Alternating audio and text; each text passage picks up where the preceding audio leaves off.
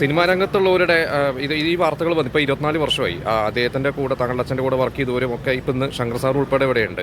അവരുടെ അതുപോലുള്ള ആളുകളുടെ അടുത്തൊക്കെ അവരൊക്കെ എങ്ങനെയാണ് അപ്രോച്ച് ചെയ്യുന്നത്, അവരൊക്കെ അംഗീകരിക്കുന്നത്? എന്തുകൊണ്ടാണ് പോയി കാണാത്തത്?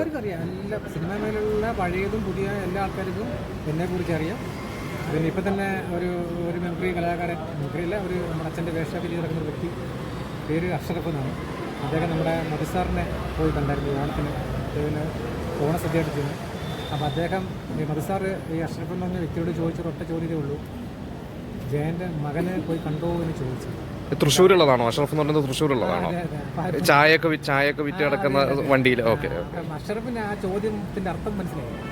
അദ്ദേഹം ചോദിച്ചത്, മധുസാർ ചോദിച്ചത്, നീ എന്നെ കാണാൻ വന്നു, പക്ഷേ ജയൻ്റെ വേഷമിട്ടുണ്ടാവില്ല ഇദ്ദേഹം ചിരുന്നത്. അപ്പോൾ എന്നെ കാണാൻ വന്നു, ജയൻ്റെ മകനെ പോയി കണ്ടോ ഓണമായിട്ട് എന്ന രീതിയിലാണ് ചോദിച്ചത്. അപ്പോൾ അഷ്റഫ് അതിനെ നിഷേധിച്ചത്. അഷ്റഫിനെ സാറേ ഞാനത് വിശ്വസിച്ചില്ല, കാര്യം തെളിവൊന്നുമില്ല. തെളിവായിട്ട് വന്നാൽ അഷ്റഫ് എന്നെ വന്ന് എൻ്റെ വീട്ടിൽ വന്ന് കെട്ടിപ്പിടിക്കുന്നു.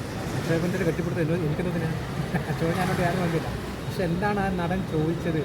എന്നെ ഓണമായിട്ട് കാണാൻ വന്നു. മധുസാർ പറഞ്ഞു എന്നെ കാണാൻ വന്നു, പക്ഷേ അപ്പോൾ മധുസാറിനെ അറിയുമായിരുന്നോ? അത് പണ്ടേ അറിയുമായിരുന്നു. എല്ലാവർക്കും അറിയാം, മധുസാറിനെ അറിയാം, ജനാർദ്ദൻ സാറിനെ അറിയാം, എല്ലാവർക്കും അറിയാം.